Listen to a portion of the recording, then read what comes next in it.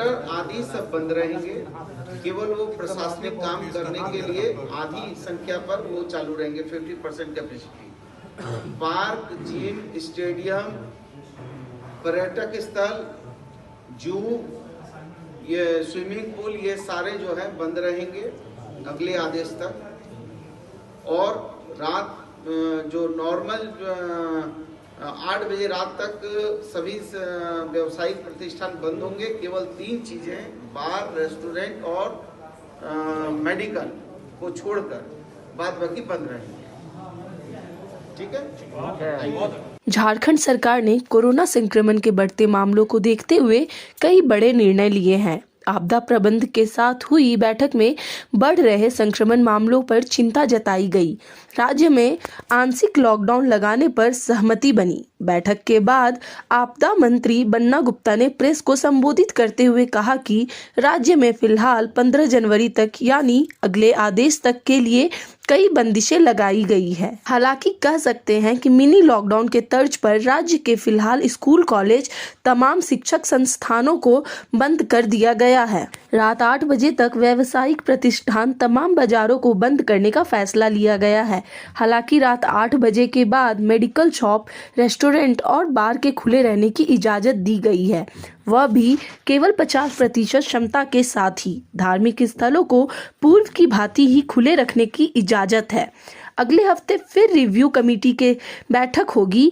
इसके बाद संभवतः और भी कई फैसले लिए जा सकते हैं। कल मेरी केंद्रीय स्वास्थ्य मंत्री जी से बातचीत हुई थी और उनसे हमने जो निवेदन किए थे उसमें कुछ काम उन्होंने किए भी हैं, इसके लिए हम उनको धन्यवाद देते हैं। पहला काम तो मैंने उनको दिल्ली की बैठक में कहा था कि कोविड-19 को आप कम से कम आयुष्मान भारत से जोड़ दीजिए, ताकि गरीब लोग जो हैं जितने प्राइवेट अस्पताल और ये सब में जाते हैं इलाज में, उनको काफ़ी दिक्कतें होती हैं। तो ये अच्छी बात है कि आयुष्मान से कोविड-19 को जोड़ दिया गया है।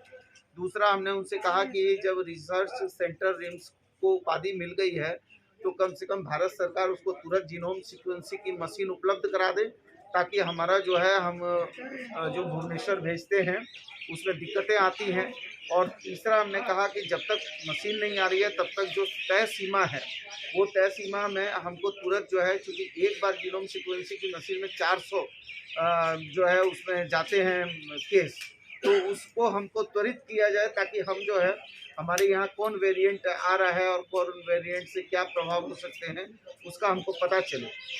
चौथी, हमने उनसे कल बातचीत किया और ये कहा कि जितने जो प्राइवेट अस्पताल हैं वो गरीबों को की मृत्यु हो जाती है तो उनके सब को रख लेते हैं और पैसा के चलते। तो भारत सरकार को एक नीतिगत निर्णय लेना चाहिए कि कोई सब, और सुप्रीम कोर्ट की गाइडलाइन भी है, तो कोई सब को रखे नहीं। और दूसरा, भारत सरकार को टैरिफ बनानी चाहिए कि कोविड-19 से लेकर सभी बीमारियों में अधिकतम और न्यूनतम कितना पैसा ले सकते हैं प्राइवेट अस्पताल, और हम भी टैरिफ बनाने का काम अपने राज्य में कर रहे हैं। लेकिन मेरा ये निवेदन था केंद्रीय स्वास्थ्य मंत्री जी से कि आप जो है भारत सरकार ही इसका निर्णय करे तो ज़्यादा हितकर होगा। साथ ही हमने सैया बहनों को कैसे करके उनका मानदेय 2000 है, उससे कम से कम उनको 7000 कम से कम मिले, नहीं तो ये गरीबी गुर्बत में वो कैसे जिएंगी। तो इसके लिए भी उन्होंने उनको आश्वस्त किया कि हम आपकी बात पर सहानुभूतिपूर्वक विचार करेंगे। ICMR ने भी और भारत के ड्रग कंट्रोलर ने भी यदि 12 साल के बच्चों को वैक्सीनेट करने की इजाज़त दे दी है, तो फिर 15 साल के ही बच्चों को क्यों नहीं 12 साल के बच्चों को भी इजाज़त दिया जाए। और मैंने ये भी उनसे कल कहा है कि बूस्टर डोज केवल 60 साल के ऊपर के लोगों को क्यों, फ्रंट लाइन वर्कर को और उनके साथ जितने लोग जो हैं जिन्होंने सेकेंड डोज ले लिया है वो सारे लोगों को जो है बूस्टर डोज देना चाहिए, क्योंकि ये तो प्रतिरोधात्मक क्षमता बढ़ाने वाली व्यवस्था है। सर, केंद्र का भी हम लोगों ने करीब 52-53 लाख लोगों को वैक्सीनेट किया है, तो ये तो लगातार भी कर रहे हैं। और अभी हम फर्स्ट डोज हमारा 78% हो गया है, सेकंड डोज भी 48% के करीब हो गया है। के द्वारा चुनी हुई सरकार है और माननीय मुख्यमंत्री लगातार इस प्रयास में है कि हम अपने राज्य को कोरोना के इस विध्वंस से, चूँकि सेकंड वेव बहुत ही हमारे स्मृति पटल पे बहुत इसने आघात दिया है, तो आने वाले समय में कहीं और ज़्यादा कोई परेशानी नहीं हो, इसके लिए हम तुरंत जो है प्राइमा फेसी स्टेज में ही हम तैयार हैं। सर, आज की बैठक में